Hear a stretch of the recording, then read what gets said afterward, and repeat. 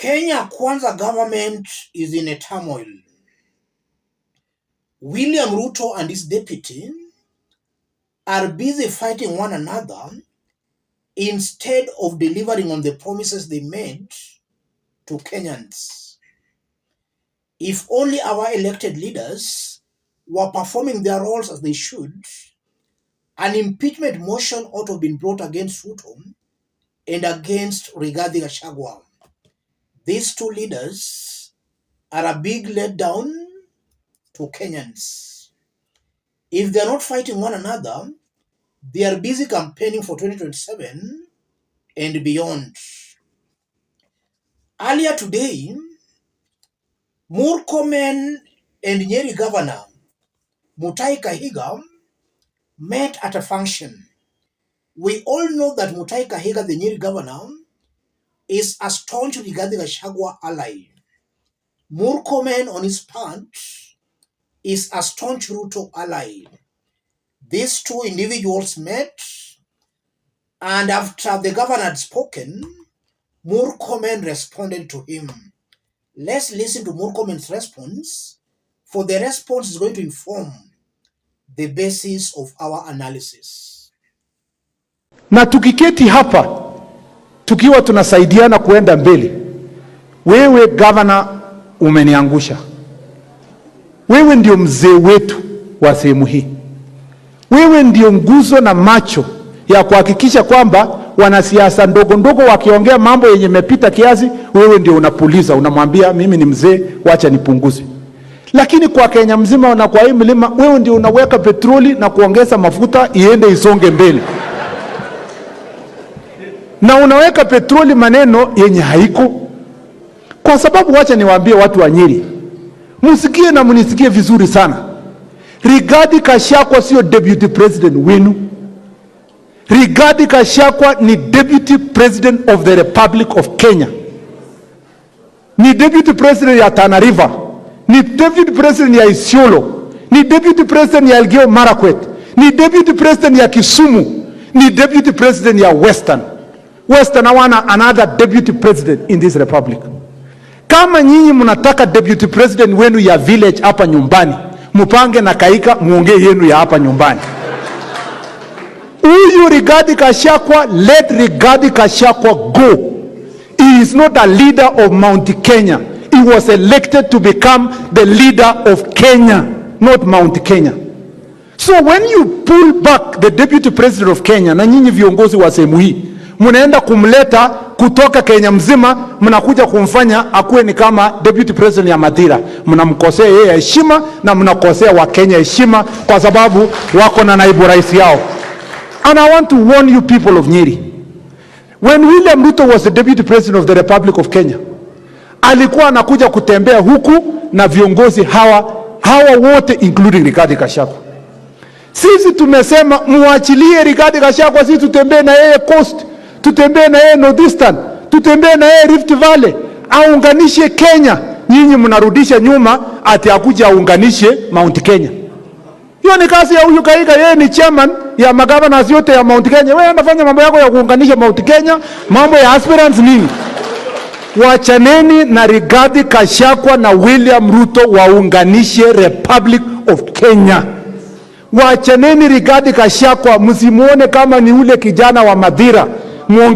Muangalie yeye kama ni naibu wa rais wa Mturkana, ni naibu wa rais ya mtu kutoka Kwale, ni naibu wa rais ya kutoka Busia, ni naibu wa rais ya mtu wa kutoka Kiambu. He is the deputy president of Kenya. And I'm really very sad. Tukifika mahali kama hapa, tunasikia watu wanasema, mimi tuna defend mtoto wenu, mtoto yetu. Sasa hiyo sio mtoto yenu, ni mtoto ya Kenya. Alikuwa mtoto wenu akiwa MP huko Madira. Saa hii tukiongea ni mtoto ya Kenya, sio mtoto ya hii village wenu hapa. He must be let go. Let him do his job. Thus, Kipchumba Murkomen, a staunch Ruto ally. Kipchumba Murkomen was just responding to Nyeri Governor Mutahi Kahiga. We know Kahiga is a staunch Rigathi Gachagua's ally, and anytime he speaks, he seems to be speaking Rigathi Gachagua's mind. So if you see the Nyeri governor complaining, be rest assured, Rigathi too is complaining. And even before we dig deep into that, what's Murkomen trying to say? And is he actually saying the truth? A deputy president is part of the presidency and is expected to be a symbol of national unity. So Rigathi is actually doing everything wrong by only agitating for the welfare of the mountain's people. I know that he loves the mountain, but Rigathi just wants to install himself as the region's political kingpin. And we also know that's how Ruto built himself when he was the deputy president. When he was given some positions, he only took them to the Kalenjin Rift Valley. I believe that's the strategy Rigathi is also trying now to adopt. And now to our big question, why is Rigathi and his team calling for the mountain's unity? And why is Ruto and his allies against that? The mountain's political unity is going to elevate Rigathi Gachagua as the region's spokesperson when it comes to matters to do with politics. So Rigathi is calling for that unity to install himself as the region's political kingpin. And if he succeeds in doing that, then he will have snatched away the mountain votes from William Ruto. In 2022, according to the results Chebukati announced, the mountain voted for Ruto without Ruto having to negotiate any deal with any leader from the mountain. Ruto wants to maintain that status quo where he can get the mountain support without having to negotiate with any leader from the mountain. And that's why he's against somebody from the mountain coming up as the region's political kingpin. That will force Ruto to negotiate with that person. Ruto does not want that. So that explains why Rigathi is calling for that unity and Ruto is against that unity. The unity will install Rigathi as the region's political kingpin while taking away the mountain votes from Ruto's control.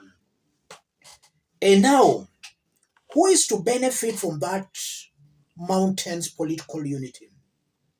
That unity is going to benefit Rigathi Gachagua and his allies.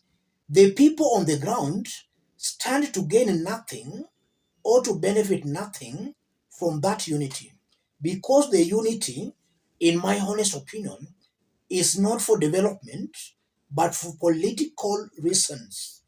Currently, Rigathi Gachagua is the deputy president of the Republic of Kenya and is on record saying kazi yake ni kunyorosha mambo ya majani chai na kahawa. As I talk, coffee tea farmers on the mountain are complaining. Rigathi is silent on that. So the unity is not meant to benefit the locals economically, but just meant to elevate Rigathi Gachagua as the region's political kingpin for his own personal benefits as far as 2032 or 2027 are concerned. The people will not gain anything. That's what I'm seeing here, ladies and gentlemen.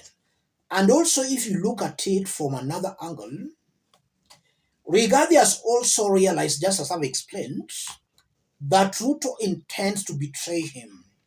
Ruto wants to replace him as his running mate, maybe come 2027. So he's just trying to prove to Ruto that he is not a pushover. And just as I've been explaining here, if Rigathi can succeed in solidifying the mountain behind him, then Ruto will reach out to him. And that brings us again to another question. Will Rigathi succeed in uniting the mountain behind him? That will depend. If William Ruto and his allies move with spirit to impeach Rigathi Gachagua, Rigathi might not succeed in installing himself as the region's political kingpin.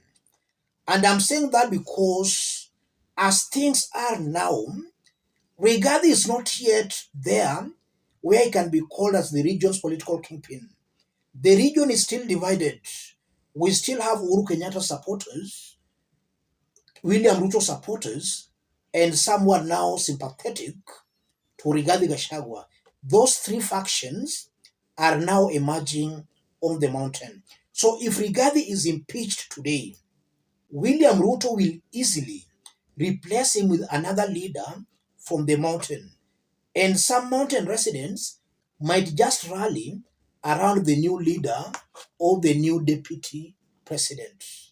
So Rigathi's journey of becoming the mountain's political kingpin will have been seriously thwarted.